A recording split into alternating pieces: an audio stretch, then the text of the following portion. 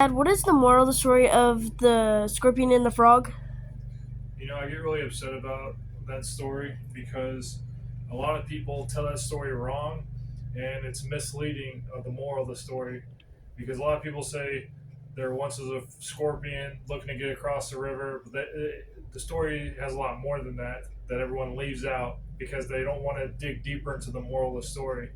It's supposed to be told the scorpion in its current home was deep, dark, and crude, and it basically says how a lot of scorpions' natural instincts, like, they don't mind it, but for some reason the scorpion did mind it, and it made him sad.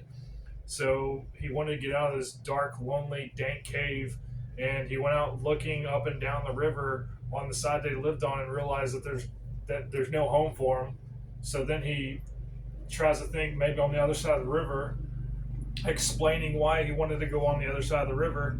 And then, as he summoned the frog out of his mind, a frog pops up and he starts talking with it, and realizes, like, hey, this frog's afraid of me because it's where I'm going to sting. So it comes up with a plan. It doesn't say what the plan is. It just says that he explains to the frog that I'm not going to sting you. It's my best interest, and that's where everyone starts telling the story right off the bat, which is incorrect. And then he gets on the frog's back. They make it midway, and right before midway, it says that even though the scorpion was scared to fall in the water, it didn't lose its grip. And something took hold of it midway through, where its instincts kicked in, and it drove it insane, and it stung him.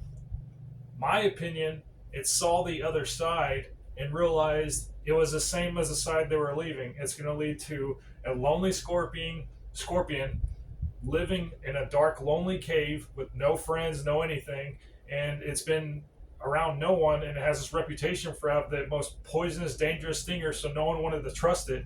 So it wants to die not alone, and that's why it did that. So it's someone who has lived with this antisocial lifestyle most of its life and tried to change it, and saw how good it was to be with someone else, and it wasn't lonely for a small amount of its life. And then I realized once they cross this lake, it's going to be lonely again, all that kind of stuff. So it rather stay where it is and die where it is right now. Because think how the story actually goes when it stings the frog. The frog says, "Why have you done this to us?" And the scorpion says, "Forgive me, friend. It was instinct."